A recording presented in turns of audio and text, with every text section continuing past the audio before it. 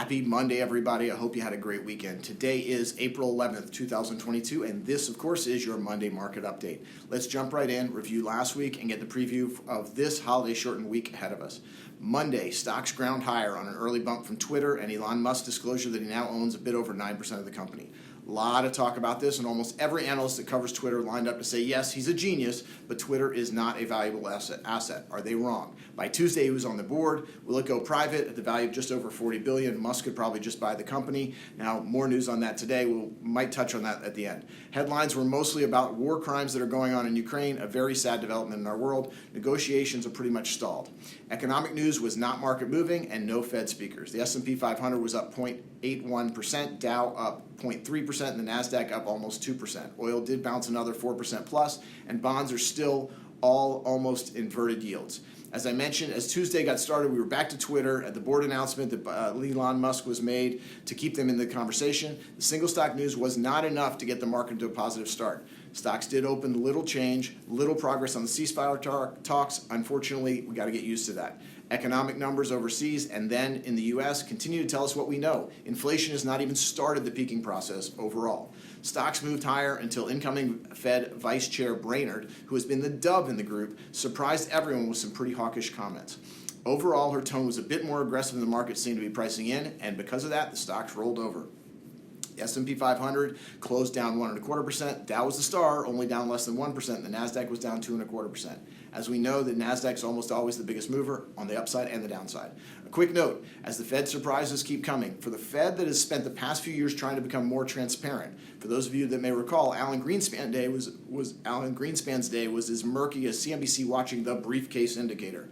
We've been given pretty clear Fed information over the past few years, but the changes started to come more and more, as do the surprises, and like most, the market does not like surprises. Just to recap where we are, expectations for rate increases in 2022 have gone from 1, is where we thought it was in November, to 4 when it was December. 6 came about in February, and now as many as 10. The expectation for balance sheet reduction has gone from 2023, is where we thought it was going to be coming November, to December 2022 in January, to June and in March, and now the May meeting as of last week. The market's been resilient, but it can only take so much.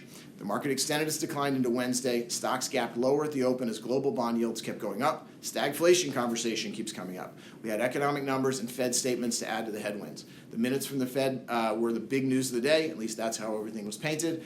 There was not a lot of surprise in the release, but there are 3 or 4 main points that are notable. First, as we've spoken about, we've been waiting to know about the balance sheet reduction. We got the news that they will begin in May. Second, it's going to be earlier than we thought, as we just said, beginning with $95 billion, slightly below the $100 billion we spoke about. It will happen faster than the last time they did this. This time they'll ramp up in 3 months versus the 12 months it took last time. Then they mentioned the possible sales of MBS, mortgage-backed securities. This was not expected and will add to the headwind in housing. Finally, the note to note was that the Fed was set to raise rates 50 basis points at last month's meeting, but they held back based on the Russia-Ukraine event. This virtually ensures that we'll see 50 basis points at the May meeting. But a small additional note, I do think this is important. They're paying attention to things going around us, and this is why, unlike most of the research on the street, I do not feel that the Fed will be as aggressive as they want us to believe at this time. We did see oil break down below 100 again, and there's a lot of talk about global demand drying up. Can you say summer driving season? I know people don't want to pay $5 at the pump, but flying and driving are going to come back soon, and that will help with global demand. Thursday started out pretty quiet, but as expected, didn't stay that way. Jobless numbers at the lowest they've been since the Beatles recorded the White Album. Continued claims also low, but did pop up a bit. This is not a huge number. At this point, with 11 plus million job openings, we all know what the job market is like. The market was digesting all of the FOMC minutes, and then the jobless numbers opened a little bit change, bled a little bit lower, but with no real direction. A lot of Fed speak that kept the hawkish tone going. On shortcoming and dip buying, the markets reversed and closed slightly higher on the day. Dow up 0.25%, S&P up just under 0.5%, and the NASDAQ just a hair higher. Stock markets wrapped up a negative week on Friday, mixed on the day. Dow was up about 0.5%, S&P was down 0.25%, and NASDAQ gave up another 1.34%. All of the averages were down on the week. Dow was down about 0.25%, S&P 500 was down about 1.25%, and the NASDAQ was down almost 4%. Now remember, going into this week, there had been a huge 10% plus bounce from the lows for the NASDAQ. I read some comments that there was not so much news, except that incoming Fed Vice Chair Brainerd at Dove historically seemed to do a 180 on that front. We talked about that. Saying that was the only news, well, let's just say that was pretty big news. This is news, and it will be what we continue to talk about and watch. With an absence of progress in the Russia-Ukraine story, this is where everything will be focused on the Fed, as we've discussed for weeks now.